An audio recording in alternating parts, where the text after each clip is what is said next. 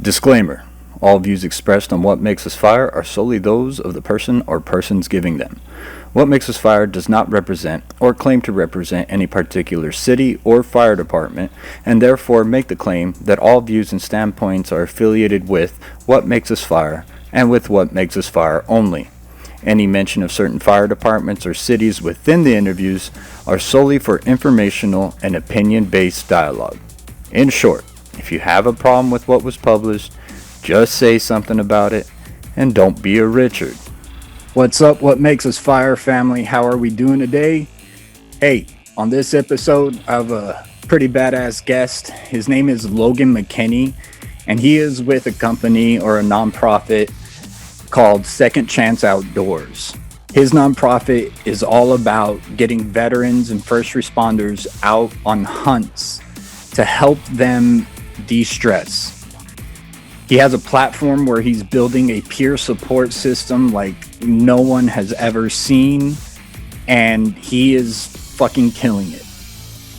Logan is a veteran of both our military and police force, and he had some battles with mental health issues and PTSD, and he takes us through how he found doing what he's doing helps him survive, helps him maintain that level of consciousness of knowing that there's something going on, but he's doing this because it helps save him. And in the process, he's saving others. His story is awesome. It's great. I can't wait for you guys to hear it. So, without further ado, What Makes Us Fire family, please welcome Logan McKinney.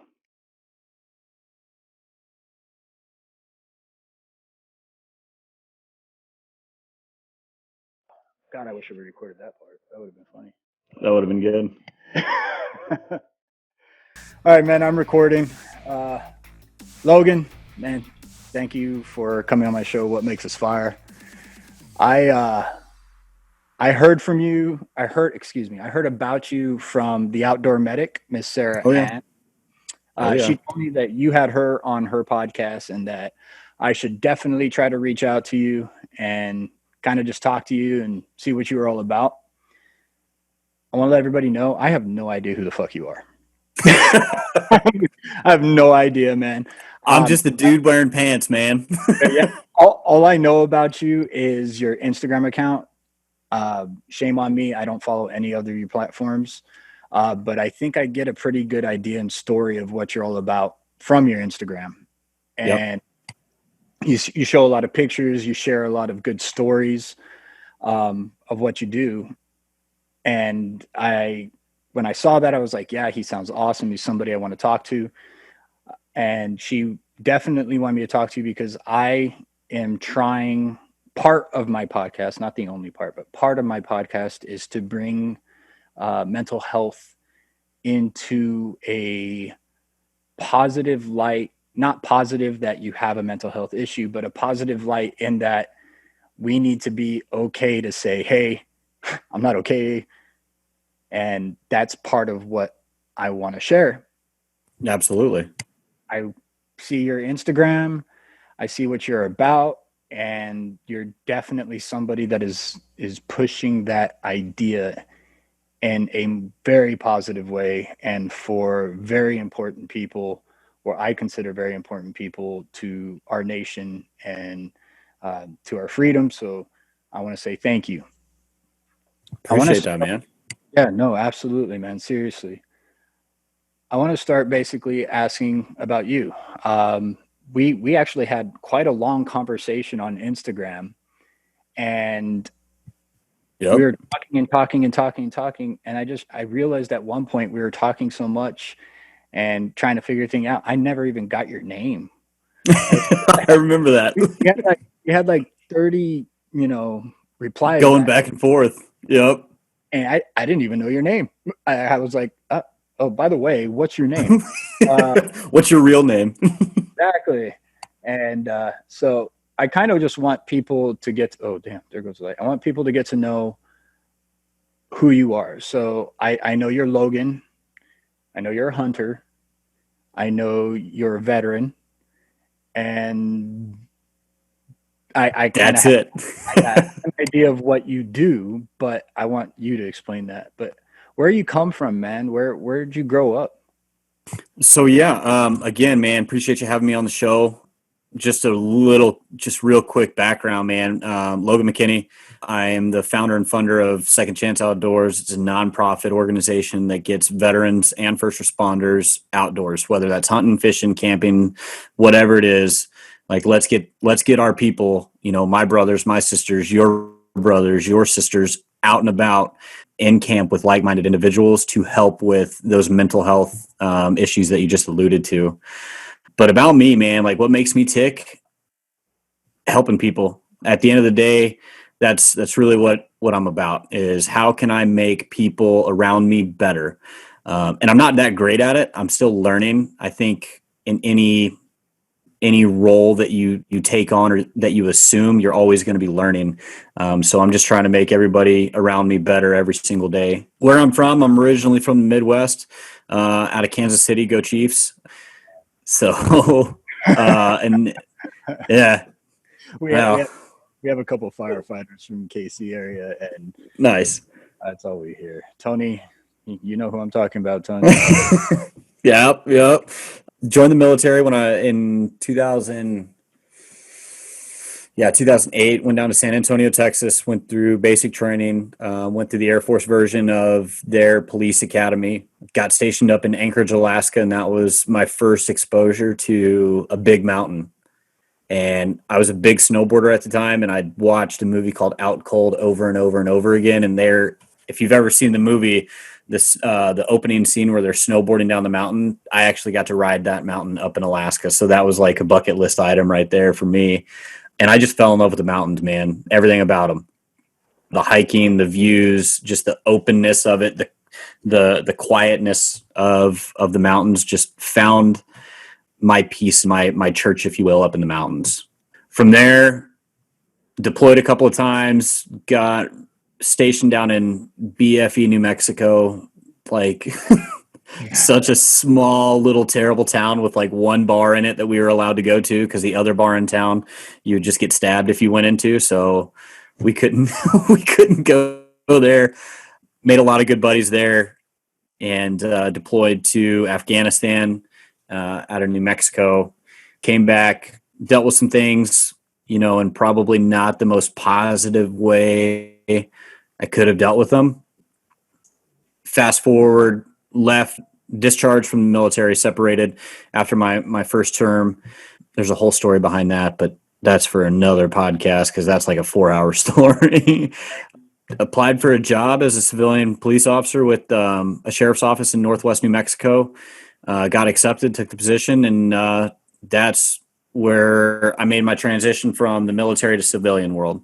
Did that for a number of years. Took a contracting gig. My wife said, "Okay, you're done playing. Time to come home." So came home, and then took another position with another local police department up there in Northwest New Mexico. And then, quite frankly, bluntly, the politics of it all pushed me out. I made the decision it was time to leave the profession. I don't know if you could see, like, call it foreshadowing and see what was happening in the law enforcement profession at the time, or even nowadays, but I knew that it wasn't going to be the most beneficial for my family at that time to stay in. I got into a fight with a guy in a park. He tried to stab me. Should have shot him. Didn't. If you have any police officers that are listening, the Ferguson effect was in full swing at that point. Should have dumped him. Didn't. Damn near got stabbed. He pled guilty to it, and they sentenced him to probation, unsupervised probation. Yeah. And so that's when I said, you know what? I love you guys, but it's time for me to go and change hats. So explored a couple of different options outside the profession, and ended up taking an operations manager position for the largest solid waste company in North America. So I'm in Phoenix now, and that's where I'm at. Ah, dang. Well, there's Logan's history in a nutshell. Yep. Yeah, dude. Real quick, I'm ignorant to the Ferguson effect. Can you give me a fireman's version? But I know you're XPD, so do what you Oh, will. I've got jokes, man. I've got Oh, jokes for days. okay. I got a box. I got a dozen right here. Oh yeah, Yeah, dude. right Can you send them through the screen? Because I'll eat the shit out of them power rings. in front of you, man. Make a joke. um, the Ferguson effect after the whole Ferguson, Missouri incident where the police officer shot Mike Brown. I'm throwing up air quotes in the back. A lot of people, a lot of police officers, myself included, were hesitant to use appropriate amount of force that the situation called for because of that situation. Because Darren Wilson, the officer, was cleared based on forensics. It was a good shoot, but the blowback on it was not good, obviously, as we all know now. And so, You're uh, talking about public court. yeah, exactly. And it wasn't just going to be me who suffered. It was going to be my wife. It was going to be my daughter. It was going to be everybody in my family saying Logan's, just a racist asshole who shot this innocent man in a park for no reason. And I didn't want my family to get drugged through that. I didn't want the agency that I worked for at the time to get drugged through that. So that's why I made the decision to not use lethal force in that particular instance. Okay. Well, that makes more sense. That makes more sense.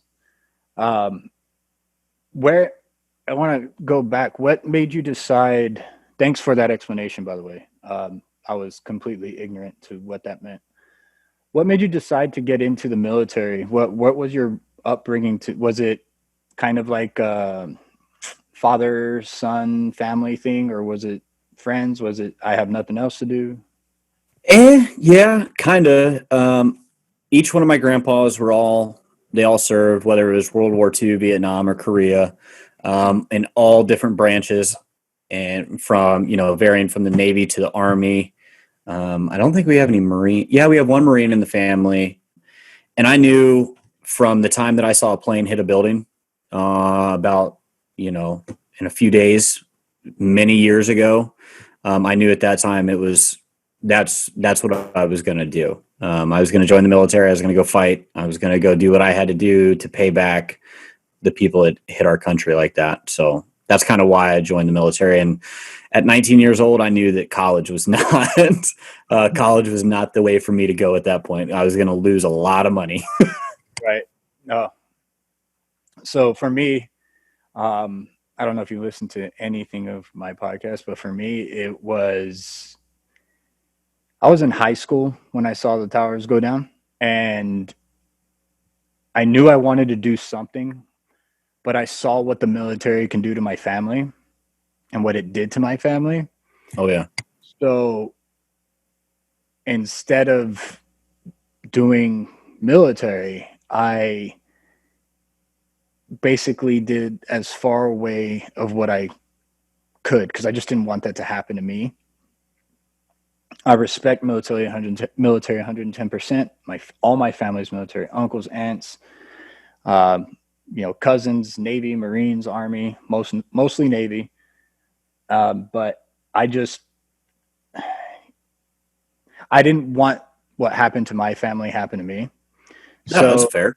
yeah, so when I grew up, I found that I can make people laugh and I can show drama. So I wanted to be an actor of all things. There you So go.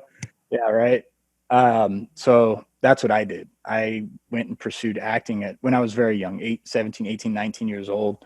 I just I didn't pursue it hard enough. Yeah.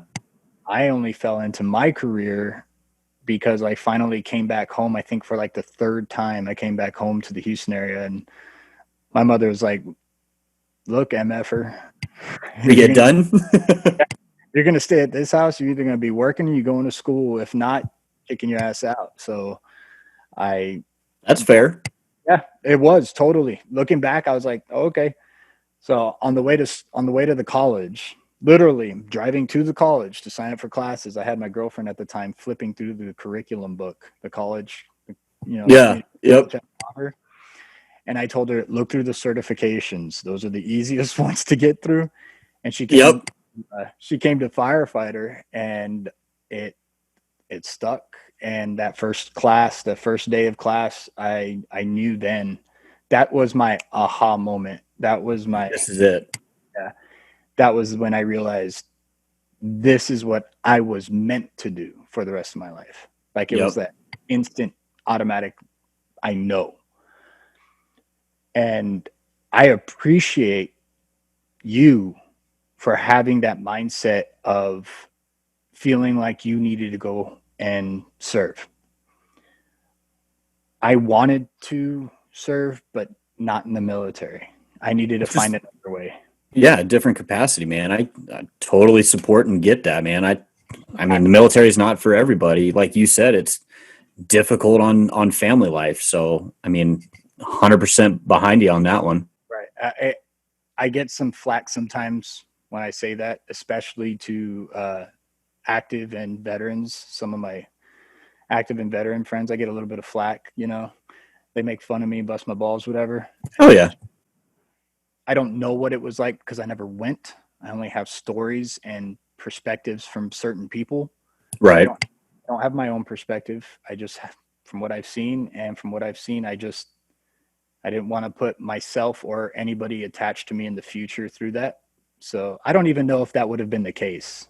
I mean, I think that speaks a lot to your character though, right? Like, yeah, it's cool or honorable, right, to go off and serve your country, this, that, and the other, but you're also thinking with a mindset that's so far beyond the average 18 and 19-year-old kid. Like, I don't want to, I don't want to, I want to do this, but I don't want to do this because of X, Y, and Z. Not like, oh, I'd beat that drill instructor's ass. Well, you probably wouldn't, but, No, no, no. or It was I can't take somebody yelling at me. Those people, like, they're on their own. They're on their OFP, man, their own fucking plan. But I yeah, think with the way that you're describing it, there's nothing. You shouldn't be ashamed of it. You should be proud of your decision because it's a difficult decision to make, and you stuck with it, and it's worked out for you. So I mean, yeah. kudos, dude. I appreciate that. But again, I want to say thank you for having that mindset because it was people like you when they saw the towers that went down that went and kicked some ass and is still kicking ass out there. And We tried. yeah, um, and it's very much appreciated on my end because I have seen the sacrifice military has makes when it comes to their personal lives, when it comes to their psyche, when it comes to their bodies. I have seen it in real life, in my life. I am connected to people that have been affected by it. For sure. And, and because they were willing to go out there and knowing that the possibility that these things were going to happen to them and still do it anyway. I mean, I really honestly believe I owe you my life. Like if I had to choose and somebody was just like, either you fall off the cliff or him, I'd be like, well, shit, he deserves it. You know what I mean? Nah, no, But but I that, mean, at the that's same my, time, that's all it is. It's just my mindset. but It's first responders do the exact same thing, man. Like you run into a building that's on fire, knowing what could happen. It's the exact same concept. So to say one's, and I don't want to, I don't know, is to say one's better for lack of a better term than the other. I don't think they're comparable because they're both extremely similar. You know what I mean? So they're not comparable. The only similarity is the civil service aspect to it. Really, the yeah, fact that it to serve other people, to serve our communities, to serve our home. I think that's the where the similarities lie. After that, the traumas and the shit we see, way different, way different. Um, Especially since I have to worry about getting burned, where you had to worry about getting shot. I have to worry, uh, there's just different things. There's some similarities, but I think the main similarity is that we both decided to give ourselves to our communities, to our nation, to people. I And think we as humans need to do that more often. I mean, 110% agree.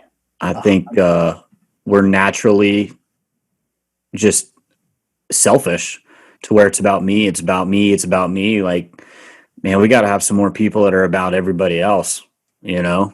I mean, I'm no longer in the profession. So if I'm saying we, as in you and I, the profession of first responders offends anybody, sorry, but I really don't care. I think we as a profession are so slim and our numbers are so small that we have to step up. Whether you're still active in that profession or out of it, you still carry that burden of helping your community, whether that's your brothers and sisters, in the fire service, as a cop, as an EMT, or just in the profession helping your fellow man. Like, if we did more of that as a people, we'd probably be million years down the road from now instead oh, of bickering over bullshit. especially nowadays, right? Ugh. Exactly. How easy is it to bitch and complain about things that when you wake up don't affect you on a day-to-day basis? It's extremely easy, but it's counterproductive. Exactly. Exactly. But that's good. I know we went off a little tangent there about our That's fine. uh you get back, your wife says, all right, no more. You have the incident where the politics didn't back you up, kind of solidified your choice, I'm assuming. And when you started to look for work again, were you thinking of trying to find something that was still in that civil service realm, or were you just completely done with it by that point? Man, I was completely done with it at that point. Like, it was time for me to go. My mindset just wasn't right at that point. Like, I was bitter, not to my agency, not to a prior agency, not to anybody except for just politics. And I knew that, say I wanted to come down to Phoenix and work for Phoenix PD. I knew, based on my what do they always tell a cop to say, based on my training and experience, right? Like, my beliefs are based off my experiences. That I would have found the exact same thing regardless of where I went. And so I knew that with that mindset, it was time to step away, because I wasn't going to be an asset to whatever agency that I applied for and eventually got on with. So I knew it was time to take my, not expertise, but my experiences, and apply them elsewhere. And so that was kind of what led that decision. Did you want to stay involved with civil service in any way? Obviously, now because of what you're doing, and we're going to get into what you're doing now in a little bit, but at that point, was there anything that you wanted to kind of stay involved with? You didn't want to, because you didn't completely run away from it, obviously, from what you're doing now and how you're helping. I I never I didn't want to be directly involved. I feel like if I'm wearing a patch on my shoulder, that represents an agency, I can't speak, and you can't, right? As a first responder, you totally get it. Like, you do surrender a couple of your First Amendment rights and things like that. And I wanted to be able to speak my mind and maybe help a cop that was going through, if they're going through a shooting aftermath. Like, let me help you through that, man. I've walked in your shoes. We're cut from the same cloth. Let me help you. And so I just kind of stayed around. I was a lingerer. Just lingered in the background, stayed in contact with all my buddies that I'd worked with. And yeah, and then I pitched the idea to my wife again for a second time, and she told me to shit or get off the pot. So Oh. And it sounded like you went for it then. yeah, full send. I mean, just Good. here we go. We're doing it, and here we are. What, and let's go ahead so we stop being around the bush. People actually know what we're talking about here. What is it exactly Second Chance Outdoors. What is that? Man, so our mission um, is essentially to get veterans and first responders outdoors to help combat suicide. There's more cops killed by suicide by their own hand in 2018 than were killed in the line of duty. And 2018 was an extremely bloody year for the profession of law enforcement. Approximately 22 veterans kill themselves a day, and I've lost 4 guys that I personally know, that I've personally served with, that have taken their own life. And you know what? Enough is enough. Um, and yeah, doing push-ups is cool. Sharing something on social media is great. But like my wife told me when I was pitching her this idea, it's time to shit or get off the pot. It's time for us as a community, as a team, to get together and figure this freaking thing out, because it's unacceptable. We're losing entirely way too many amazing humans to a preventable thing. I've been there. I've pulled a trigger, loudest click I've ever heard. So I know what people are going, like.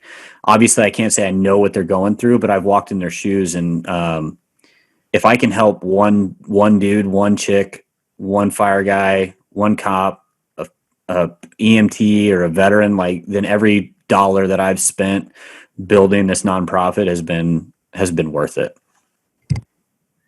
And the idea was to get them outdoors to what kind of what's the word I'm looking, what kind of research did you have to do to kind of find that doing something like that would be beneficial for somebody that's having a mental health issue? So my research was a lot of self reflection. Like, where did I go if I was having a bad day? What helped me through troubling times? And it was going to the mountains. It was going on a hike. It was going camping. It was going hunting. It was just being outside where the world is still beautiful. The mountains are pretty. The plains of Kansas are gorgeous. The beach is awesome. Get away from the ugliness that is every single day in these professions, and go somewhere that's beautiful, and you can and finally just breathe and relax. And my thought was, if I get these guys in camp, or get these girls in camp, they're with like-minded individuals, and so the conversation is much easier. I'm not having to pull teeth out of them to ask them, "Hey man, how's your headspace? Is it good?" Like, no, you crazy person, you don't know me, I'm not going to talk to you. But we have that like-minded individual. We're very similar. We have a very similar interest in the outdoors. Let's mirror those two together with somebody who's walked in their shoes, myself or some of the guys on my team, and we can offer support. Obviously, we're not mental health professionals, but just building that camaraderie and that brotherhood and that sisterhood outside of the profession, and building those lasting networks and relationships, is 100% key in keeping our people alive. I love how you explained it, because there are some out there that are pushing that outdoors has been proven to help mental health, and they're pushing these theories and quote unquote treatments, and then trying to, for the lack of a better term, monetize the idea by doing similar things that you are doing. It sounds like that's not it at all. And on your No. ad, it sounds like, so in the fire department, we have the IFF, which is the International Union, International Association of Firefighters. And and this is recent, within the last 5 years or so, mental health has gotten really big. They have put out training for what we call peer supporters. Now, Yeah. peer supporters they're not mental health experts at all. They're just people that went and got training on how to try to get somebody that's on that edge, on that ledge, ready to jump, get that trigger finger to stop shaking. There, we were trained to kind of bring them down, and then let's go get you some help, right? Not Absolutely. We are not the help. We're not going to be the ones to take you off that ledge, but we're going to bring you back just a little bit, and then we're going to point you in that direction.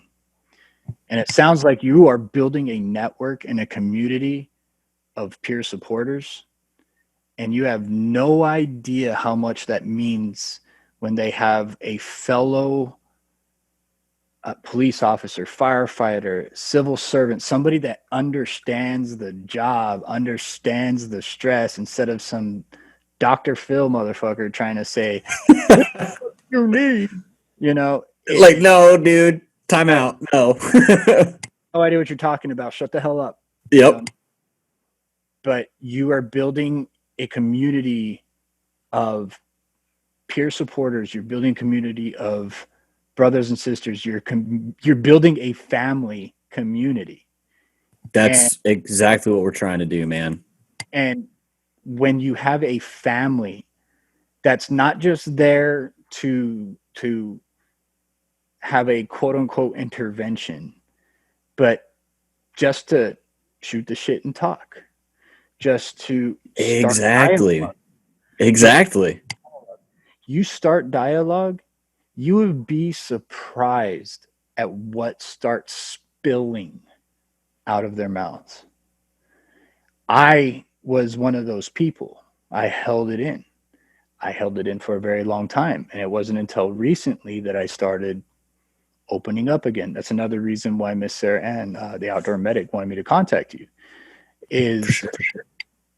I just recently started getting the help, but it took my wife, it took a fellow firefighter seeing my demeanor at work.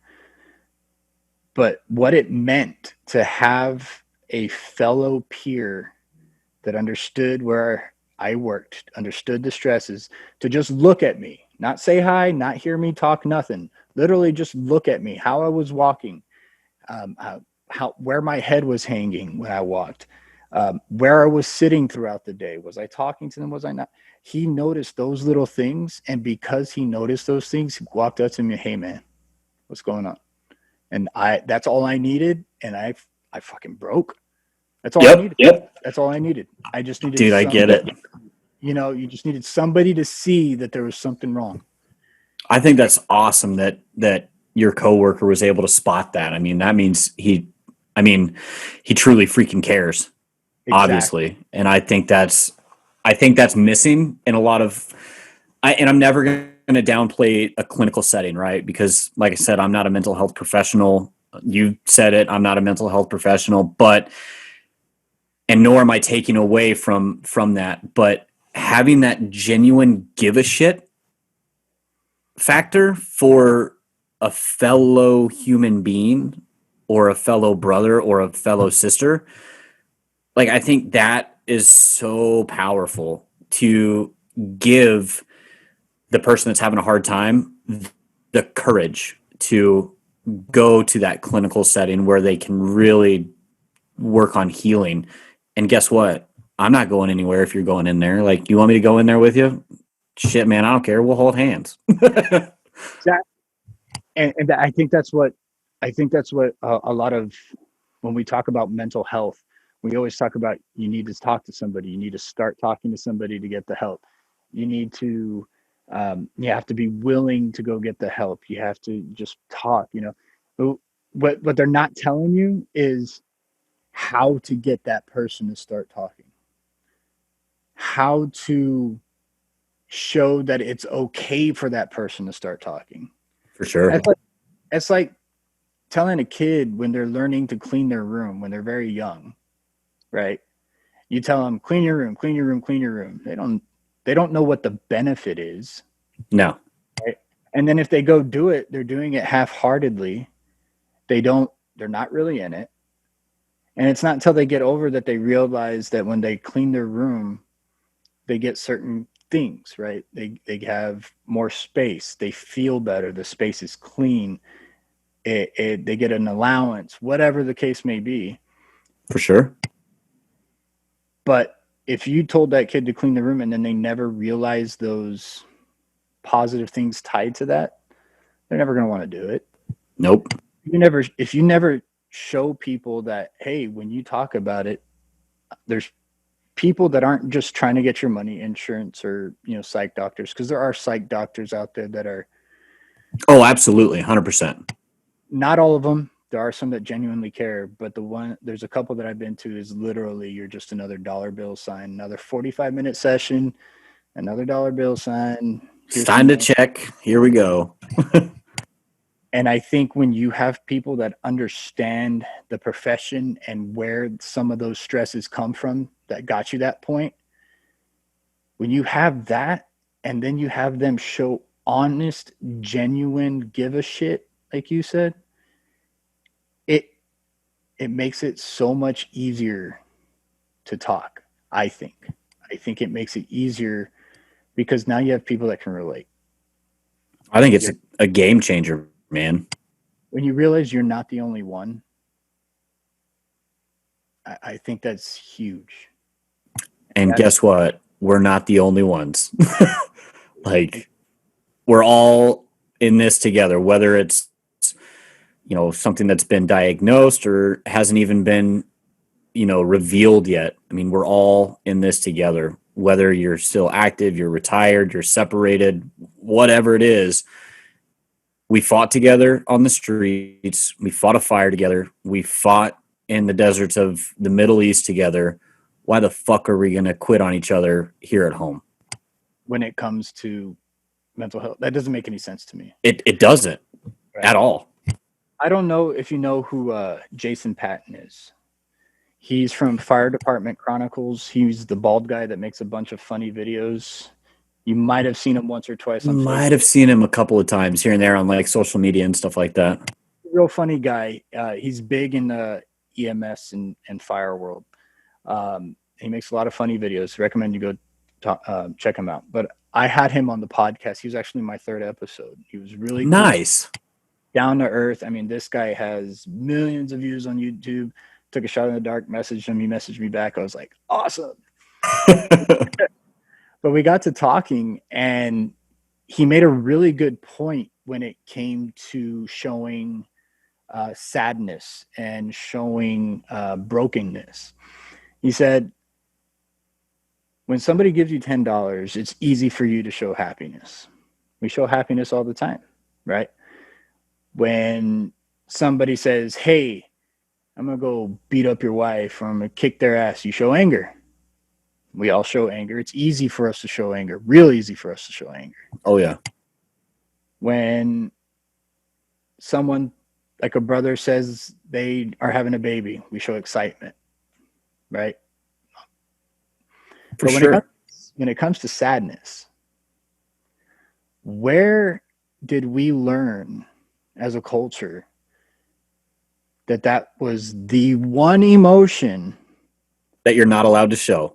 Not allowed to display. Mind-blowing, right? Like, why is that? Why? Where did that come from? Where did that idea that you cannot show the world that you are broken, where did that idea come from? Dude, no idea. I don't have a clue, but and so we got to change that. Exactly. And so his point is like, I don't understand how the humans can show all these emotions and feelings, but when it comes to this one in particular emotion and or feeling, there's this brick wall as a community, as a society, as whatever, as human beings. We just say, no, don't show that. You're happy, cool. You're sad. It might be because it's uncomfortable to talk about. Who knows? I don't know. But shouldn't anger be uncomfortable to talk about? That's a pretty raw emotion, but that's okay to talk about. But why can't we talk about when I'm having a bad day? Exactly. And there's a lot of weird things that make people happy, and they don't really want to talk about them from time to time. Hashtag Epstein didn't kill himself. Exactly.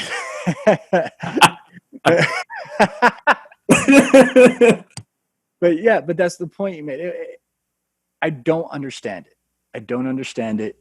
And it wasn't until recently that really hit, that I didn't understand why. Because I was that guy. I was raised, hey, suck up those tears. Hey, you know, don't show that you're broken.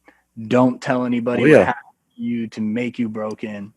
And it's don't a tell any, normal conversation in American society. oh yeah, don't tell anybody that you're going to get help for anything, because then you might, Ever, because now you're broken. What's wrong with being broken? Last I checked, we fix shit that's broken. every day. That's all we do. Exactly. And there's I jobs literally that are for that. Yep. You ever heard of a plumber? They fix shit that's broken all the time. Exactly. So why is it so bad to talk about fixing ourselves? Why is it so bad to say, hey, I need help? Not the kind of help that you can put a splint on and it'll get better in a few weeks. Not the kind of help where you have to cut me open surgery. No, I need the kind of help that's going to rewire my fucking brain because it's not firing like the rest. Absolutely. It's not. I, man, don't get me started. It's not. It's not an emotion. It is a literal sickness. Our brains are not firing correctly. Something happened to where the chemicals in our brain are no longer firing correctly. I heard a really good saying about that exact thing. It's I'm gonna butcher it, but essentially, this brokenness, and I'm throwing up the quotes again, this brokenness is a normal reaction to an abnormal event. Veterans, I'm talking to you on this one. Your, again, air quotes, brokenness is a normal reaction to an IED blast. Firefighters, it's a normal reaction to an adverse situation where you may have lost a brother. Doing CPR on a small child and you lost him. I've been there, got it, just got goosebumps thinking about it because I don't like thinking about that one. Police officers, same freaking thing, man. You had to use that firearm to protect yourself. You're not okay about that. That's okay. It's a normal reaction to an adverse situation. Again, it's a normal fucking reaction to an adverse or an abnormal situation. You're not broken.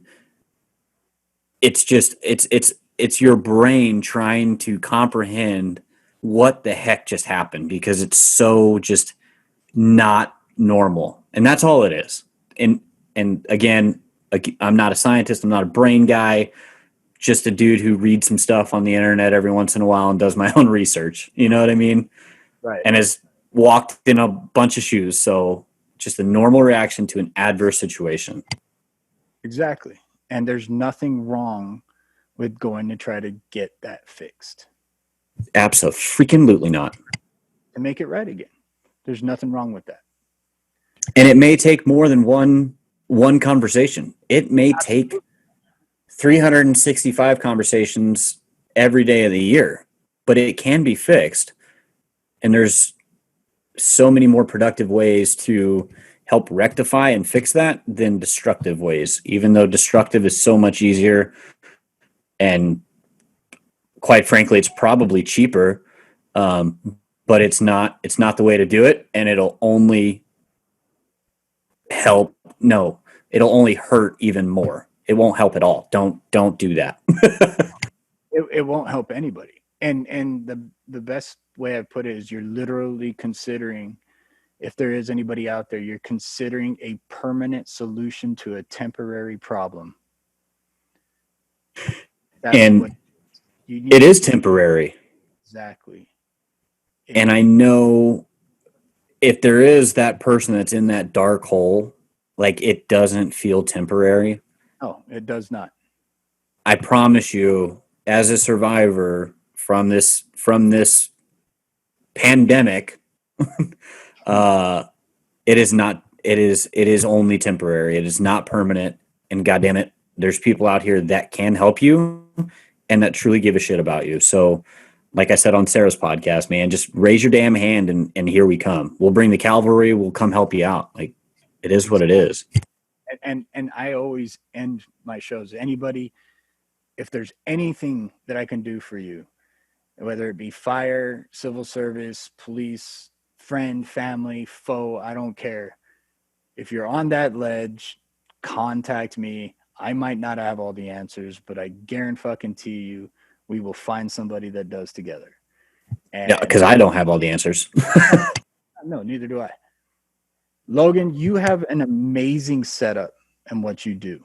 How do you, or what, other than because that's what you loved, how did you build your nonprofit to where it is and what it's doing now? How did you get the word out?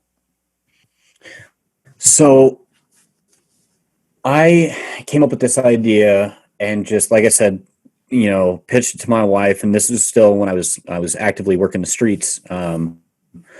We talked about it like, man, that's a good idea, this, that, and the other. Then life happened, right? Leaving the profession, I came into what I'm doing now, and I reached, talked to my wife saying, hey, I'm having a little bit of fulfillment issues. I'm not getting that whole heart at the end of the day. Why? I'm in a business about making money, and yeah, we help people every once in a while. Yeah, I get to help some of my employees through a troubling time, but not like what I was used to. So I pitched her the idea again, and that's when she told me shit or get off the pot.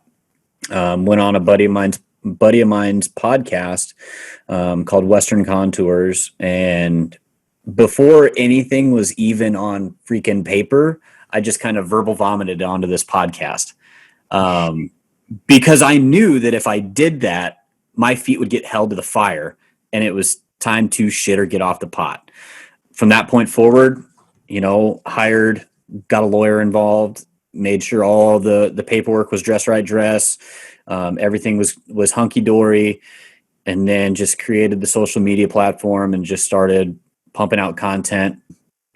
Went to the largest hunting expo in the United States in Utah, Salt Lake City, last February. My wife really loves it because it's over Valentine's Day weekend. So now she knows what she's doing this Valentine's Day. So it's kind of nice. And started networking with the community that I know, the hunting community, the outdoor community.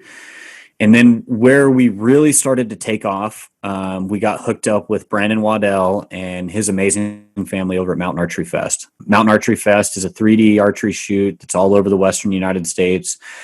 Brandon and his family are the ones who run and operate that business, and they brought me on as their nonprofit. That was huge. That was life-changing.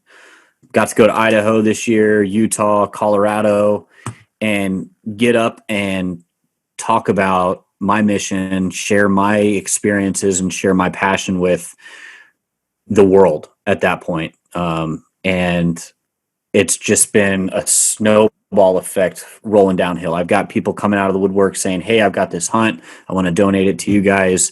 I want it to go to a police officer, or I want it to go to a veteran, or whatever. Only had plans for one hunt this year, and we've ended up with 4. And we're coming up on our first full year in business and beating expectations already. And that's not anything I'm doing at all.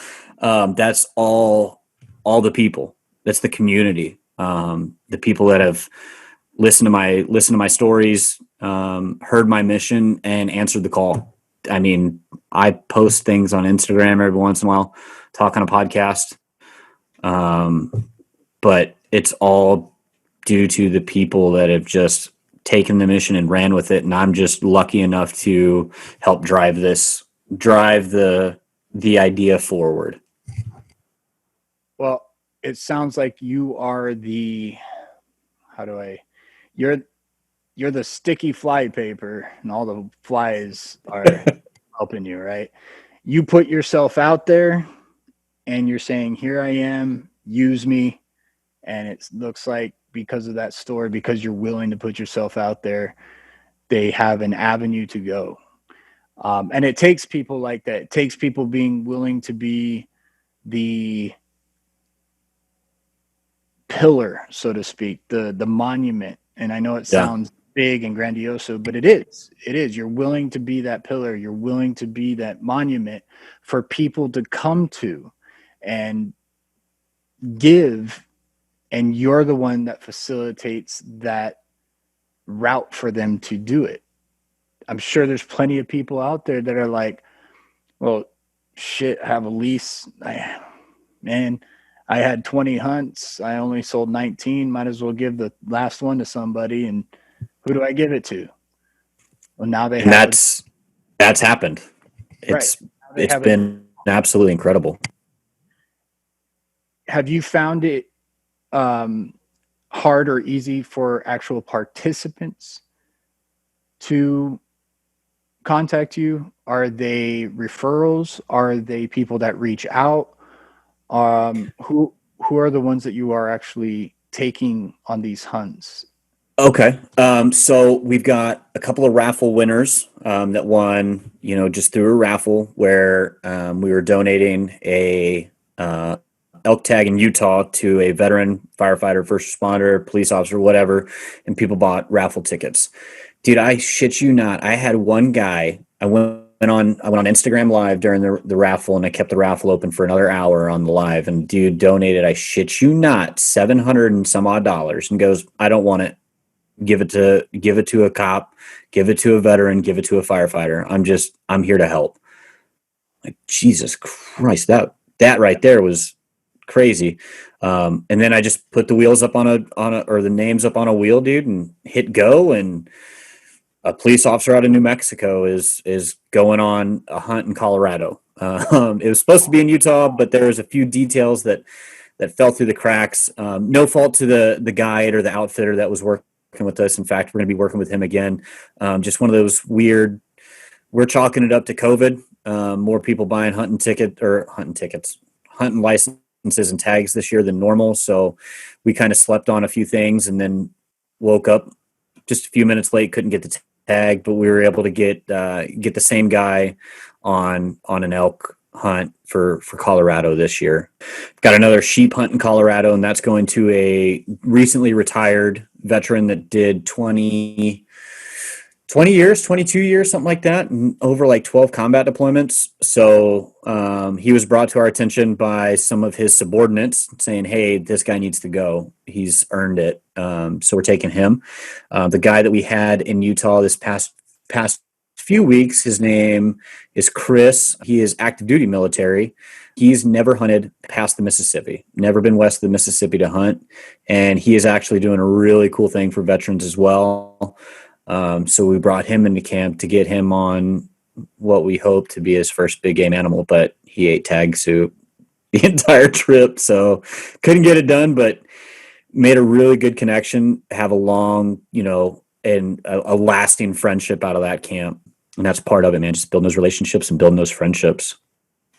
Have you had anybody that specifically came to you with a mental health issue and said, hey, I think this is something that could really help me? Would you mind considering? Or is it other people? A lot of our people that have expressed interests in Second Chance Outdoors and what we got going on, they're not asking or begging for hunts. They're saying, hey, I know this guy over here. He could benefit from a hunt. I don't have anything to give it this time, but I want to help him out. Say no more. We'll take it from here. And I'm slowly just building I hate to say a database, but a database of names of people that have been essentially nominated to go on hunts because their people, their friends, their close relatives or whomever think that they would benefit from going out on a hunt with us. So that's kind of where we're at right now with participants. Have you? I'm asking questions because I'm really interested, and Yeah, man, no worries. Have you guys thought about maybe talking to a mental health specialist and maybe trying to get better training as to how to interact with them in that kind of situation? And I'm going to bring up the elephant in the room, right? You're taking somebody that's mentally ill, has a mental health issue, whether it be depression, anxiety, suicidal ideations, whatever it is, and you're putting a weapon in their hand. You've never met them before. Have you guys done the research on how to approach those kinds of settings? I know it sounds very callous to say it that way, but it is a concern, and you need to have that concern. I mean, look what happened to Chris Kyle. It made Oh, him absolutely. famous. He went out, tried to help a fellow veteran that was having mental health issues, took him to the gun range, and the guy lost his shit, shot him. You're kind of almost putting yourself in that same situation where you're trying to help people with a mental health issue. You're putting a weapon in their hands. What's your process on vetting, making sure that it's safe for everyone, the participant and yourselves? So I just brought on two partners into the organization, and we actually just talked about vetting processes and what that looks like moving into 2021. I have what they call CIT training from when I was working the streets. It's the crisis intervention training, essentially like what you were just talking about, peer supporters. And it's the same concept. Just I'm not there to help you off the ledge. I'm there to bring you back from the edge of that ledge to get you into the right people, the right help, wherever you need to go. Like, I don't have the answers, but I can damn sure find them, like you mentioned. And I'm confident with my ability to talk with veterans, with police officers, firefighters, whomever that may be having a hard time, that if I get that weird hair on the back of my neck standing up, like, I can pull the plug on the hunt at any time. And we may have to change course. Like, hey, look, this hunt's changing into, we got to go right now to get you the help that you need. And that's for my safety and your safety, and everybody involved in this camp, because that's ultimately what we're trying to do, is keep everybody safe and have a good time and get you the help that you need. So we're going to cut this a little short. We're going to get you the help that you need. And then once everything is fine, we can explore going on another hunt.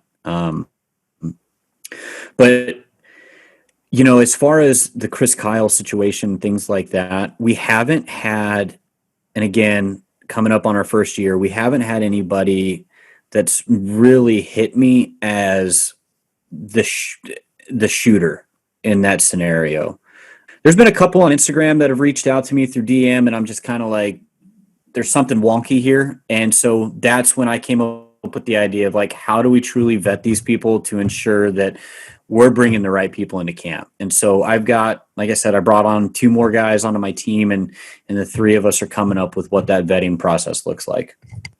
All right, because I'm sure you might have people that they're shitheads and will fake a mental health issue because they see an opportunity to get something for free. And yeah, you guys out there, anybody think of doing that shit, I hope you rot in hell. yeah, I'll bury you in the mountain my damn self. How's that? We're trying to help people that really need help, and you're trying to if you're trying to scam them, man, God have mercy on you, because Karma will take care of that guy. Yeah, I would think. Yeah, no, I think very much that would. But so you did. How about the vetting part? Cool, but how about the actual, maybe not treating or diagnosing, but maybe interaction with certain people? Because everybody that has a PTSD or an anxiety or depression, which a lot of the times all those three are hand in hand. Have you guys talked about being not CIT, like mindful to their triggers and stuff like that? Yeah, get some training that might be able to help you be more aware or notice. The reason why I'm asking, because obviously, like I said, what we both said, we're not mental health experts, right? We're we know there's shit going wrong in your head, experts, and we want to help you. Yep. That's what we know. But because we aren't the mental health experts and we don't know all the signs and we don't know how certain people will hide certain things, have you guys brought on anybody that, because I'm sure there's therapists out there that love to hunt. Oh, yeah. Maybe turn it into not just a relax and reset, but maybe after a day's hunt at camp, y'all sit in a circle and sing kumbaya, so to speak. You know what I mean? So Because I'll let you know about something I got working on in my head once we stop recording. Because I've got an idea, I've got a plan, and I'm just not ready to let it out of the bag yet because of there's a whole lot of moving pieces that go into what you're talking about. And there is an end game, there is an idea, and that's all it is right now. It's just an idea. But if I can put the right puzzle pieces into place, bring the right puzzle pieces into play, and put people in the right location, put people in the right spots, there's no telling what this idea could do. And it's not even my idea. One of my employees actually brought it up to me when we were driving around. He's like, "Hey, I think this would be a great idea." And it's all encompassing of what you're talking about with an extreme vetting process that may or may not be hunting related, just something completely different that I'm going to work on coming to fruition. Yeah, we'll talk about it. But in 2021, I do have a Midwest whitetail hunt coming up where I'm taking 6 to 8 guys, getting them on a whitetail hunt. I've got a family farm in Northeast Missouri. It's where I grew up hunting. I'm going to bring all these dudes into camp, and I've got a close family friend that is a professional, and they are going to be in camp for that exact reason. Like, hey, this is the guy. You don't have to talk to him, but he's here. Pick his brain. We brought him in to help. If you don't want to talk to him, whatever. If you want to, sit with me and bullshit and have a beer before you go talk to him, let's do that too. But just understand that there is somebody here that is that professional. So that I'm pretty excited about that camp in 2021. Yeah, that sounds awesome.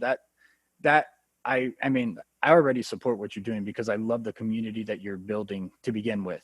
That, for lack of a better term for me, is the peer support community. People that have for sure come from similar backgrounds.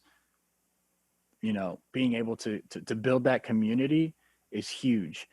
And in the civil service realm, at least on the fire side, it's starting to build. In the last couple of years, it's been building.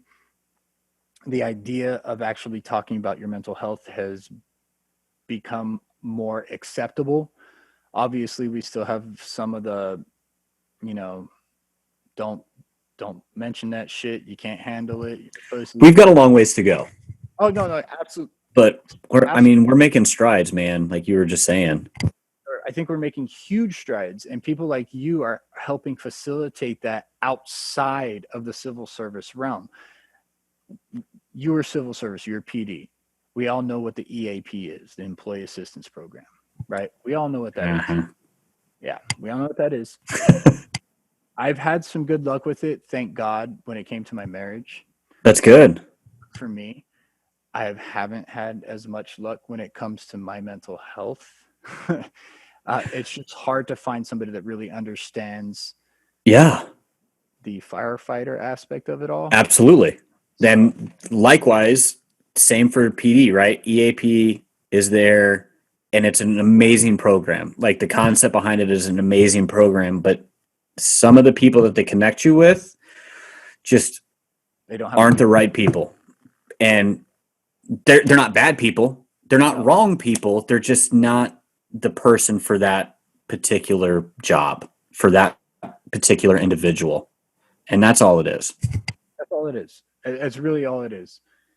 And that's why the IAFF I'm thankful for, and I know I keep mentioning it, and maybe you, even if this is the realm that you're continuing to go in, contacting the IAFF Center of Excellence. I see that look on your face. You probably already thought about it. It's on my list. I've got I've got my whiteboard over here that you can't see. I call it my beautiful brain board or beautiful mind board, and that's where I jot down all my ideas. And yes, they are on there. Yeah. Uh, they have an amazing thing. I like they even set it up that the bunk rooms are like the station. It's just like the station. That's Exactly. badass. Yeah. In the morning, the bells go off for breakfast, just like a tone. Whenever you have a No meeting. way. Yeah. And That's they cool. have That is like way cool. they have bays. It's literally like a firehouse, and it's like a whole bunch of different firehouses all in this area. And the ideas that they had on trying to keep it as relatable as they can, and to show that, hey, this is for you guys specifically, I think helps a lot. And so when you're bringing in somebody that's helping them specifically as a hunter or as an outdoorsman, it helps, because there's a shit ton of us in the civil service that enjoy the outdoors, that enjoy hunting, right? There's a shit ton of us. It's one of those things that's just part of who we are. Yep. We're extremely diverse. We're extremely diverse. There's a shit ton of us that don't like hunting too. Those guys are weird. Girls are weird. I don't understand them. But Yeah, they're weird. yeah, they're weird. But there's a huge similarity in that we all decided to do the job in civil service. And because of that, it, even though you might get somebody like you, I think you said something the first time you just took this guy on the elk hunt, he came up with tag soup, but it was the first time he ever went on a big game hunt. And it was amazing for him. I mean, I talked to him just about every day, and that's he's like, man, you remember that view from up on top of that mountain we climbed that one day? Hell yeah, I remember that view, man. It was incredible. And so it's just it's just awesome to be able to let people see things that they've never seen before, or experience things that they've never experienced before.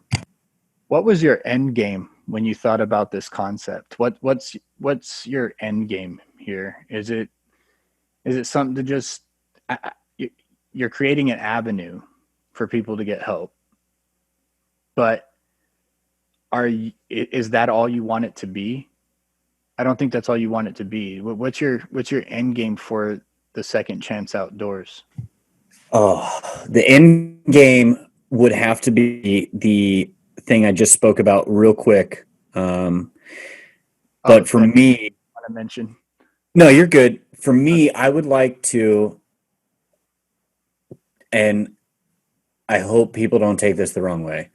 I want to quit my day job and do this full time, because if I can pull or pour my full energy into this concept, because that's all it is. It's just a freaking concept, never been proven, never anything, right? It's just an idea. It's a theory. If I can put all my passion and all my hard work and all my dedication into this theory, I may just get to save a life.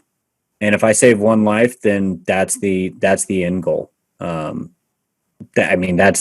on the business side of it. Branching out to what I just alluded to is part of that. But for me personally, if I could save one life and spare, and this is going to sound selfish, but spare somebody like myself from dealing with a loss of a brother through suicide, then it's worth every single penny. It's worth every single mile hiked. That's it.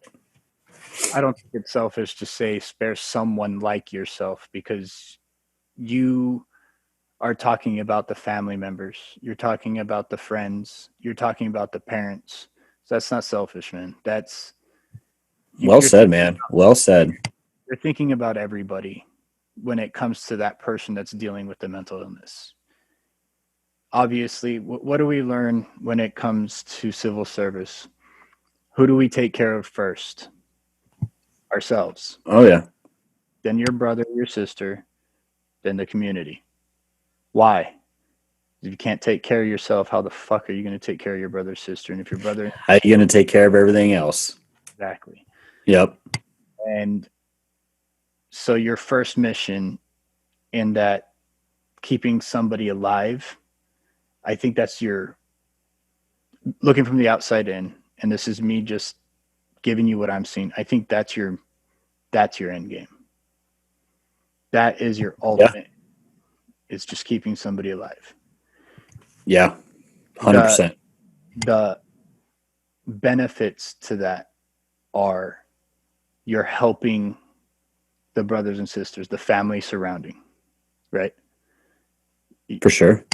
Because we've made those calls. We made those calls where we have to deal with the family from a shooting victim, or I hate next of kin notifications, dude. That's the worst. What it's even worse is when they're already on scene and then having to watch that person. Oh yeah. Yep. I've done that too. It's not fun. Yeah. And so if we can spare their pain, that's a damn good byproduct of the main mission. Yeah. Yes, it is. Of the main mission. So I think your mission is more involved than I think you get it credit for. I think your mission involves more than the person that's going through the issue.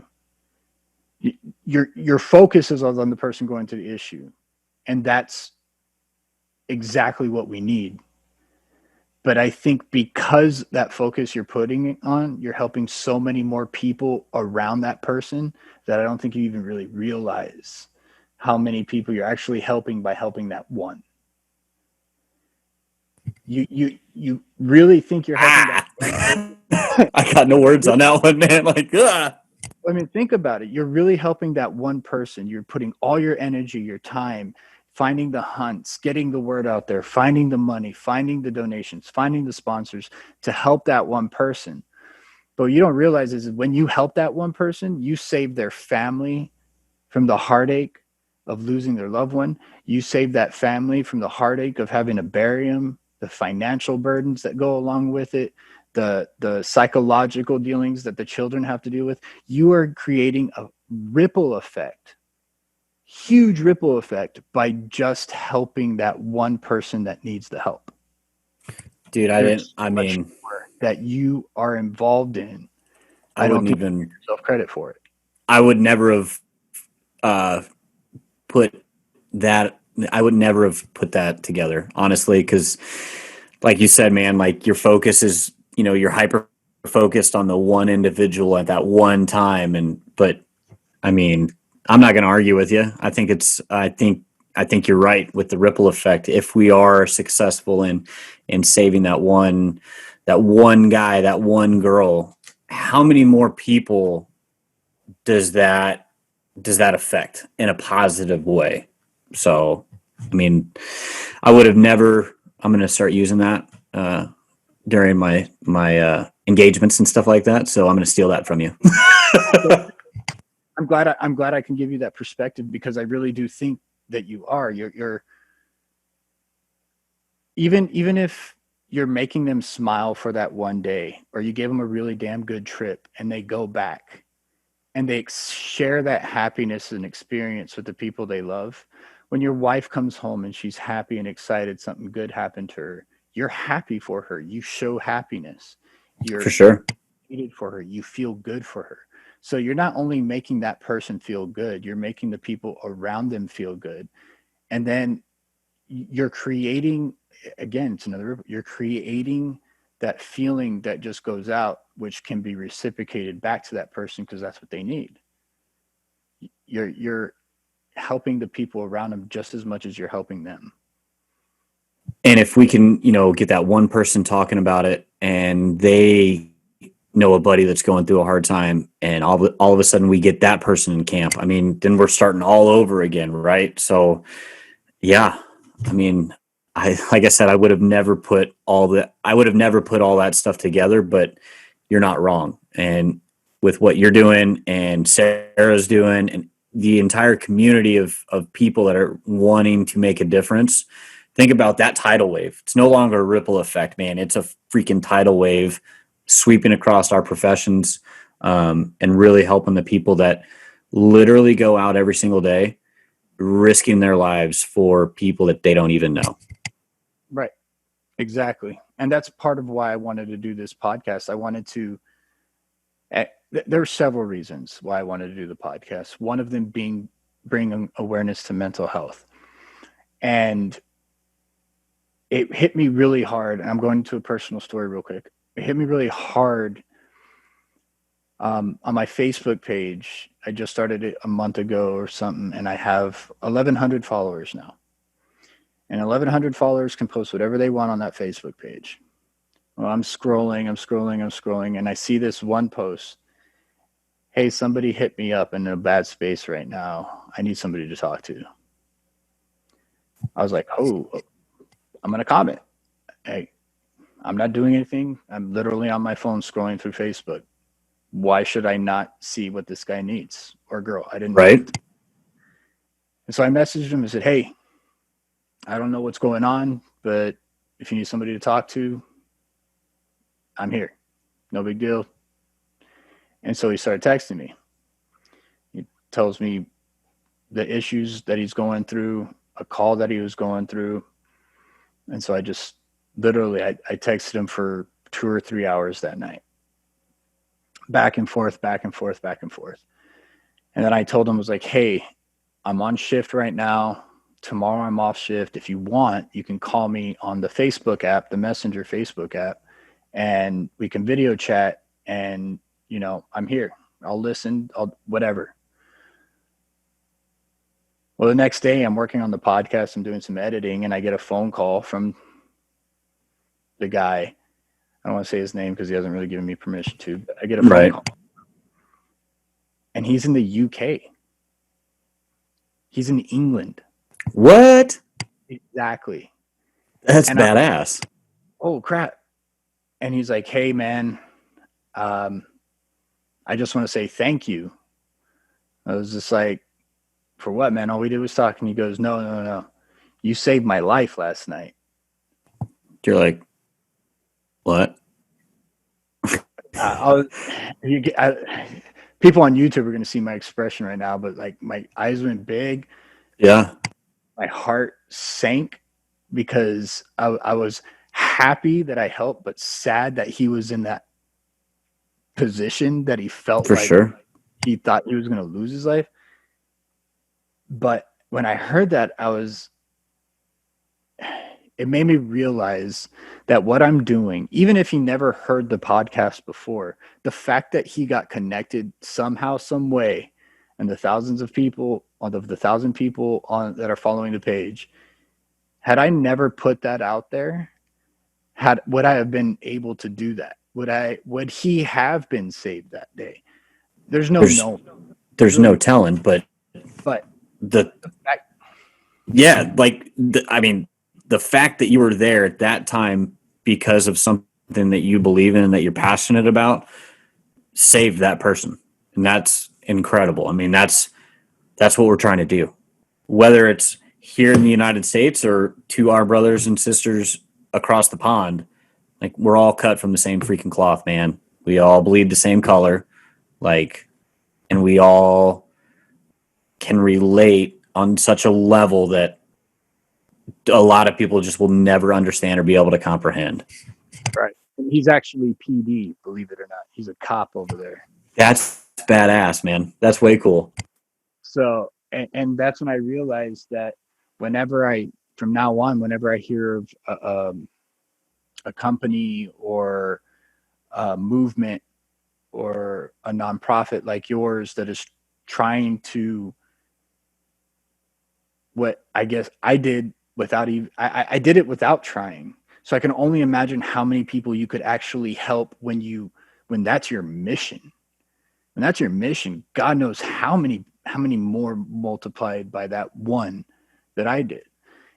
And I want to help. I've been putting myself out there on some of my podcasts.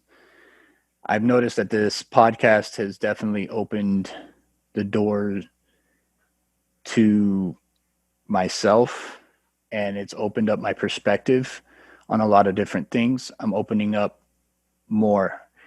And I think it's a little bit of, okay, I don't want to be a hypocrite and say, hey, you guys, if you need help, you need to go out and talk about it. I'm here.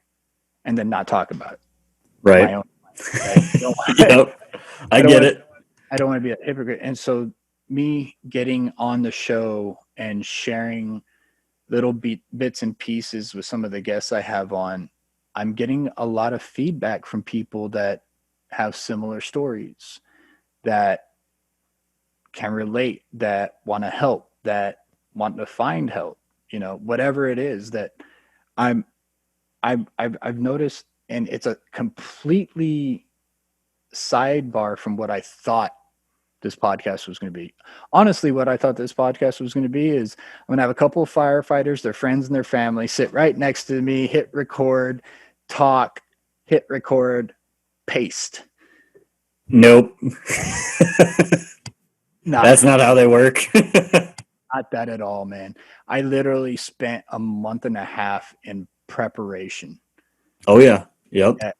I had to build a whole outline, business plan, everything. Not one part of all that was helping somebody with a mental health issue save their life. Not one part of that whole plan was in there. That was that in there. And I am so grateful that it became that, and that it's starting to become. Heck yeah. And that's why I wanted to talk to you and bring you on, because if you're an outlet for somebody else out there that maybe I'm not the one that can help, but they listen and they're like, you know what, Logan sounds like somebody I can talk to. Reach on out, man. I'm here. That Josh guy sounds like a piece of shit, but Logan, that guy's got it going on. that guy has a sweet beard. You know, And him. And I have hair. Hey, shut your whore mouth, asshole. Oh, that's good. Asshole. That's okay. I'll get over it. You're a cop. Are you sure? I might hold that one against you for a little while. You need it. But yeah, that's man. fun, man. I really think people like you that have a mission like you have, and like Sarah, the outdoor medic. She's somebody else. I mean, God, Instagram has just been a magnet of finding people with like-minded ideas. And if you swim through the garbage that is social media, you can get back to what social media was, in my opinion, originally designed for. Communicating with people that you don't live next door to, reaching out, building a network, and finding those like-minded people. But you just gotta wade through the bullshit that is social media to find those people, man. Because absolutely, God, that place is ridiculous. And like, probably can't hear me because I wasn't talking at my mic. I can't find my damn phone. I don't know where it went. Oh, there it is. But I was looking through, and I have your page actually up on my phone right now. Don't judge me. I wasn't or anything. But I was looking through your page, and everything that you have is something to help someone. There's an idea. It's, you know, people hate sharing hunting spots. But here you are putting up spots and everything, and it's like, golly, hunters must hate this guy. But if they know what you're doing it for, I'm sure they don't give a shit. You know, when I was getting into this thing, I heard some horror stories of the industry, the hunting industry, and how it can be super cutthroat and people are just whatever. We won't go down that rabbit hole. But again, it was a lot like wading through the bullshit of social media. And I have found the most amazing people outside of the first responder veteran community that are just genuinely good freaking people in this hunting industry that will they just flock to what we got going on. They love the idea. They're all about it. And believe it or not, hunters do share spots, but you have to be able to go out into the field with them. So I've got guys that are like all over it, man. There's a Mesa firefighter. He's a retired Mesa firefighter. Did a lot with the mental health community here in the Phoenix Valley for firefighters. He's I'm not going to give away too much, but he's given me a few spots, and he is a hell of a hunter with some pretty significant harvests. So he's a take whomever you want to those spots as long as they're in line with the mission. Hell, I'll even go with you and help you. That is badass. I'm gonna ask you. It's pretty cool. Have you ever thought about maybe getting or sending out, doing basically what I did, the shot in the dark, and reaching out to somebody like Steve Rhinella, or you know who else I'm going to say?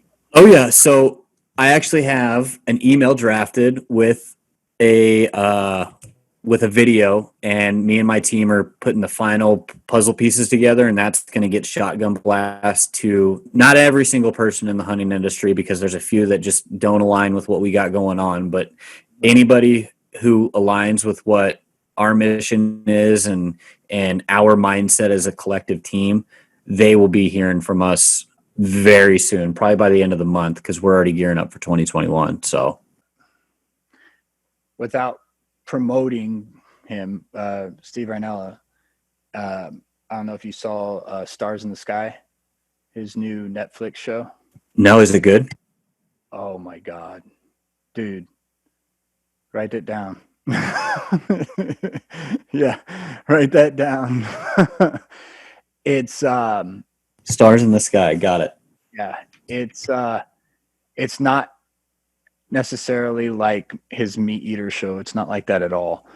But it's very much why hunting is what it is and where it came from and what it actually means to hunters, you know, true hunters. And it's an informative. For me, when I watched it, it was like, it was both. For hunters, it was just like, oh, yes, this guy gets it. Yeah. For people that don't hunt, it's a, hey guys, this is what's really happening. This is what we're really doing. It's not the evil you think it is. And I mean, he even dogs on certain types of hunters, poachers, and stuff like that. But yeah, nobody likes those guys. It's on Netflix right now, man. That is a great, great movie. And I really do think maybe even mentioning it for maybe somebody that's not too sure about maybe going your route for mental health help, tell them to watch that movie and then think about it again. Because that's a good idea, man. Yeah. Watch it yourself first and think if what I'm telling you is a good idea. But I think if somebody that's not too sure that might be something that can help them, have them watch that and then come back to you. I haven't seen the show, but from what you're describing, it's not so much about the kill, so to speak. It's about the entire experience, right? It's about your first practice shot on a bow or a gun all the way up until the first kill, the harvest, the meal, everything, what it means to you. Man, I'm watching that show tonight, dude. It's amazing, man. And Steve Rhinella speaks so damn well. So right? Like, it's not even fair. No, it's not. But you hear him on his freaking podcast and you're like, man, you really guy? Yeah, really? Anyway. That's because you and I just need to get on that podcast and tell them how it's done. We'll tell them. That's what it is. We'll show. Love it. I'm going to go ahead and start wrapping it up. Usually what I do, ask about 3 questions at the end. And those 3 questions can take anywhere between 10 to 15 minutes. I didn't study. Good. You're going to fail. Okay. But before I do that, I want to say thank you for taking the time, Logan. Seriously. Thank you, because I know time is precious, especially when we're passionate about our projects and we have shit to do on them. But also, I want to say thank you as a first responder for your idea and your concept and the passion you have behind it, because I really do truly think that one, what you're doing is going to make a difference, but two, it's going to make a difference for more people than you realize.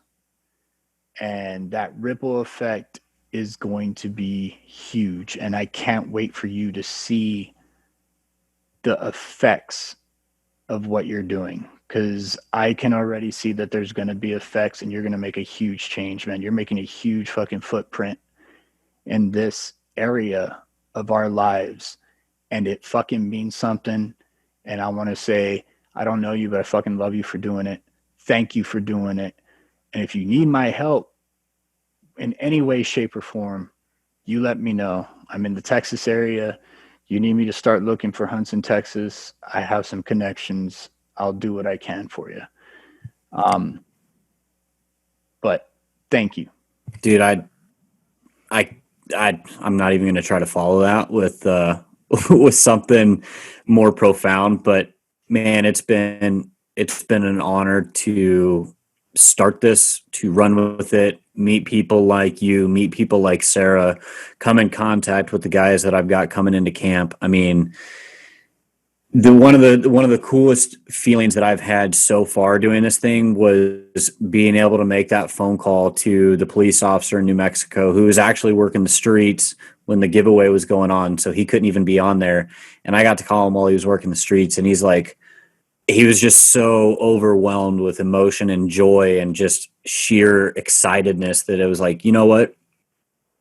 Yep, this is it. This is where I'm supposed to be. This is exactly what I'm supposed to be doing.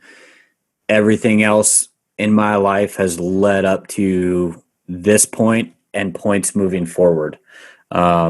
And I can't wait to bring more people on, get more people in camp, and just build those everlasting relationships that will save my life every day, and hopefully one or two along the way. That's really all I can ask for. I tell you, in my eyes, in my perspective, you're definitely on the right track, man. You're definitely on the right track. So keep it up. Appreciate that, brother. My first question to you. Oh boy. If you're the podcaster, and I know you got a fancy mic, so I know you know what it's like. If you're the podcaster, but you're interviewing yourself, what's the one question you would have asked yourself that I didn't ask? Man, I do have my own podcast, and I've never thought of that question, dude. Who are your influences? Who are your influences? Who are your heroes, and what inspires you? And can you answer that? No, I didn't study. Man. I forgot to tell you, it's a 2-part question. Oh, so, shit, I have to answer them? So technically it was 4 questions. So that was Dang. On me. What was my answer? I don't know. Who influences me? One of my longest standing friends from the military, he was actually one of my very first supervisors. I was going through, that was the night that, I actually pulled the trigger and nothing happened. And he beat the fuck out of my door and dragged me to, he kept calling it the chicken bone shaking doctor. He took me down to see a mental health professional, and that was my first exposure to somebody who truly gave a shit. Not the doctor. Couldn't tell you who the doctor was. Couldn't even tell you what I talked about. Probably lied, to be completely honest with you. But that was my first exposure of somebody who truly gave a shit and put me above himself, his family needs, and came a running. I mean, that was one of the big inspirations to get this thing started, because of what he did for me that night. Because had he not done that, who knows? We probably wouldn't be having this conversation. Plain and simple, Who are my heroes? I guess, dude. I don't know, man. Heroes are is a weird term. a lot of people would say, you know, my mom is my hero, my dad's my hero, and yes, they are. I love my mom, I love my dad very, very much. They helped raise me to be who I am today. But my true heroes are the guys and the gals that signed up to go fight, to serve their community, to do something bigger than themselves and be a part of something bigger than themselves that are no longer with us. I mean, they are the epitome of a hero. They gave themselves for something so much greater than they can even comprehend, that is what makes them a fucking hero. And all the people who ran back into those buildings on that day in September, those are heroes. Those are my heroes. I don't idolize a freaking wrestling star, a baseball star, football star, whatever.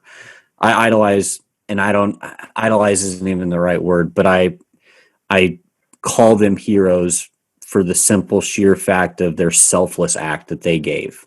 For us to be able to bullshit on this podcast, for me to be late for a live on Instagram to give away a bino harness on a giveaway, to go out and hunt and fish and be outside and be in this amazing country, we owe everything to them, and that's why they're my hero. Oh, that's a damn good. Damn. What do I follow up that with? Damn, I know. My second to last question. Okay. Seriously, man, that's a good answer. It's a respectable answer. I think those kind of people need to be looked up to more often instead of the Kardashians and the. Oh boy. My second to last question to you is: do you have any questions for me? Is there anything about me you want to know? You've been pretty open and honest with me, so I'll do the same for you. I know you're PD, so go ahead and hit me with it, man. So what's it like to nap all day? You son of a bitch. No, man.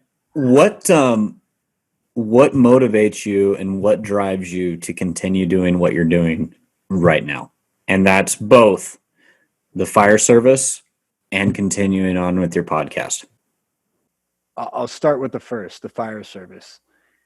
What motivates me to continue doing the fire service is simply, I, in my heart of hearts, in my gut of guts, in my soul of souls, believe this was what I was meant to do. This line of work is where I'm supposed to be. And if I did anything else, I probably wouldn't be here. We'll leave it at that. And it's the job, and we all say those sayings, right? It's the best job in the world because it's not really a job, Yeah. If you love the job, you never have to work a day in your life. And the difference is that with firefighters, it is our life. It really truly is. We're there for 4 months out of the year at 24 hours to 48 hours at a time, living with different people on a whole bunch of different days where we're feeling shitty or somebody just had a kid and everyone's elated. Like we're literally living life with other people, and then a tone hits and now we're depending on our lives with those people. And I cannot see myself doing anything else other than that. And so what keeps me going is because I will tell you, walking away from that is what led me to really kick my ass into gear and start Second Chance Outdoors. Because yeah, we didn't live together as cops, but what you just said about, hey, tones go off, time to go to work, and you know that those people got your back, dude, I'll tell you what, that's one of the coolest freaking feelings you'll ever have, and I miss that daily. Well, I'll tell you what, you ever put that phone call, I'll be there, man. Sounds good, man. Yeah. You know what I'll do? That's what I'll do. I'm going to send you a ringtone. Be a little. Yeah. Give you another tone.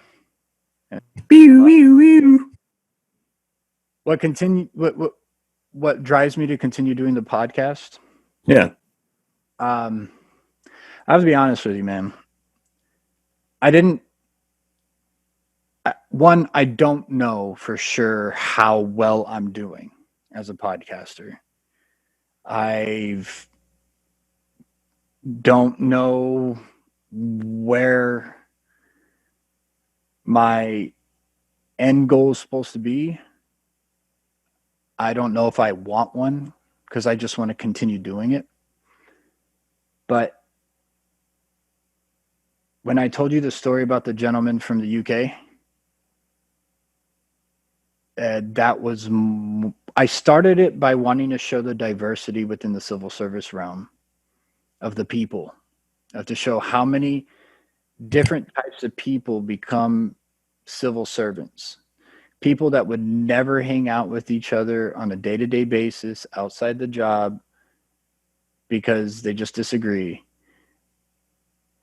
but yet they're willing to risk their lives for somebody that disagrees with them. And nowadays you see people, writing off family because of different political views, just being so close-minded to the differences of life.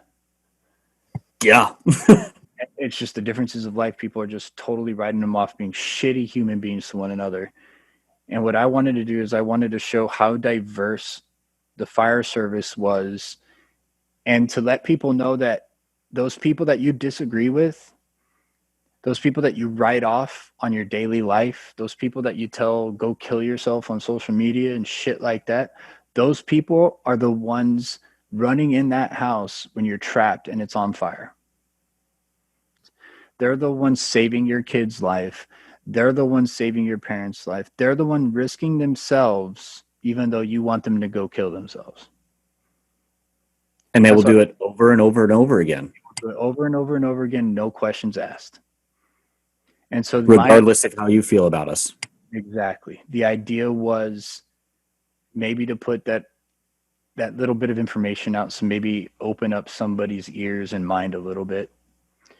And then when I found out that it can actually help save someone's life, I'm not stopping. Nope. You can't, man.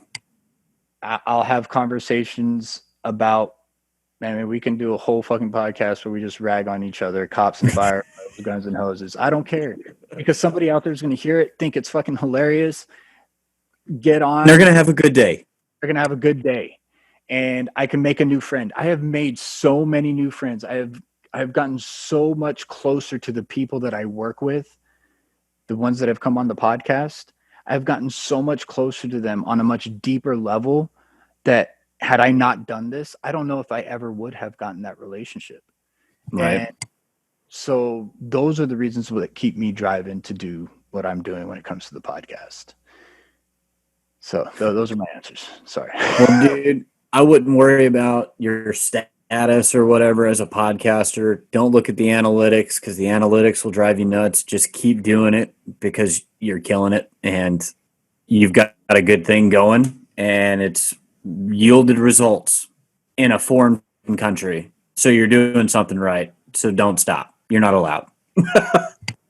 I basically told myself whenever that happened that I can't. And my family has been 110% supportive. Of course, I drew my lines. Like, I'm going to try to not make any recording sessions after this time. Weekends, unless there's absolute downtime, weekends are completely off limits unless there is no other way to get them on. But I always clear it with them but during the day, I'm free range. Do whatever, talk to whoever, whenever. That's a good idea, man. Anything in between certain time slots, I got to clear it with my family first, because I have to put them priority. Oh, yeah, 100%. But they have been so understanding and willing, and thank God for them. All right, man, Logan. My last question to you. Oh, here we go. All right, this is the pass-fail. 7. My podcast is What Makes Us Fire. Obviously, you are not a firefighter. I know you wish you were, but you're No. not. But what makes us fire really is what makes us civil service. It's what makes us people who gives a shit about other people. So when I say what makes us fire, think of it that way. What do you think it is that makes us fire? And when I say us, I mean people like you and me, the families, the wife that supports you, the friends that support you, your coworkers, yourself. What do you think it is that makes you somebody willing to be a civil servant? Because you really are a servant. Heart. I What makes anybody run into a burning building to save somebody that they don't know? What makes somebody run into a school where there's an active shooter occurring and their kid doesn't even go there? Heart, man. That's it. Because your brain is telling you, nope, I'm not doing that. And you still do it day in and day out. And I just think it's your heart. And you could peel that onion back even further and go, it's your love for people. Yeah, I know there's cops out there that, man, I hate people. And I'm sure there's fire guys out there that are, man, I hate people. I just, ah. There's bad apples in every profession. But even with the introvertness, I guess, of a police officer or a civil servant or somebody who serves the public in any capacity, they're like, man, I just don't want to deal with general people. What separates a public works person, and I'm not bad mouthing public works people at all, right? Because we got to have those too. But what differentiates them from your first responders or your civil servants is the heart. Because you may be sick, but guess what? It's time to go. You may be still hurting from the last call. It's time to go. And there's only one thing that can make you do that, man. It's your heart and it's your love for people. And that could be love for your community, your country, or a single person. But I mean, that's people as a whole, right? Is our community and our country. And that's truly what I think that separates a first responder from maybe somebody else. Because you see great Samaritans come to a rescue, in a car accident. They don't know that that's going to happen. They don't know that they are going to react that way. A firefighter, an EMT, a police officer, they sign up for that, knowing what they're getting. They don't know. They have an idea of what they're getting into, and they do it day in and day out because they have a heart and because they have just that immense love for people. That So that's it. all right, man, you passed. Whatever. No, that's a good answer, and I believe that's definitely part of what it is. I've always still wondered though, with all the backgrounds and the different personalities and the different upbringings and the different family histories, what was it with all those differences that we've all grown up in got us to that point, got us to have that kind of heart? Where did all that come from? Yeah, it's not a question for you to answer. It's just something to contemplate because really, we have shit. Civil service has gay people, it has black people, it has green people, it has Muslims, it has same sex, it has trans, it has bis, it has any and every Yep. social difference within that realm. Every religious difference are in these civil service aspects of our lives, and yet we're all doing the same job for different people.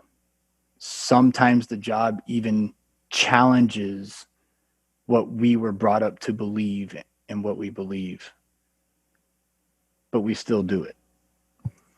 Because And it's the right thing to do. it's the right thing to do.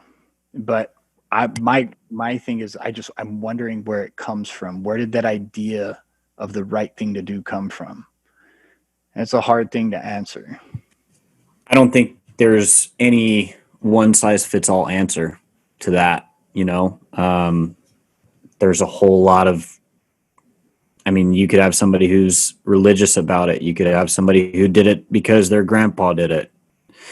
There's just many reasons why people get into the profession, but the reason why they can continue to do it and drive forward, heart, determination, calling, whatever you want to say, I don't think we're ever going to be able to put a bow on that one, just because there's so many different aspects to it. Well, I'm okay with that, because then that means I can just talk to a hell of a lot more people and try to find the answer. Logan, everybody, Logan, thank you again. Everybody, What Makes Us Fire family, Logan McKinney with Second Chance Outdoors. Brother, thank you again. You've been amazing, man. What you're doing is amazing. Continue what you're doing. If you need any help, please let me know. Is there anything you want to say, anywhere where the people listening can follow you? Or Yeah, as the way I always say it at the end of my podcast too, guys, is you're never out of the fight. Never give up. I mean, you're never out of that fight. Find us on Instagram at Second Chance Outdoors, all underscored, second underscore chance underscore outdoors. We're on our website's secondchanceoutdoors.net. Right now we're low on apparel because there's a few things working behind the scenes, but everything should be back in stock here probably by the end of next week. And if you want to donate to the cause, there's a big donate button. Obviously, I know times are tough. I know as a former first responder, I know that those dollars and cents can get a little tight from time to time. Totally understand that. And if you cannot donate, I get it. And you're not going to hurt my feelings if you can't. But if you smash the like button, share our mission, share our vision, share what we got going on, that I can make that go just as far as $1. So check us out. And again, if you need anything, just need somebody to talk to, reach out to me. May not respond to you right away, but I guarantee you that I will respond to you. Because A, I may be sleeping, or B, I may be stuck in a meeting at my day job, so I can't reach out right away. But I guarantee you, if you reach out to me saying, hey, I need help, I'm raising my hand, I will get back to you. awesome, man.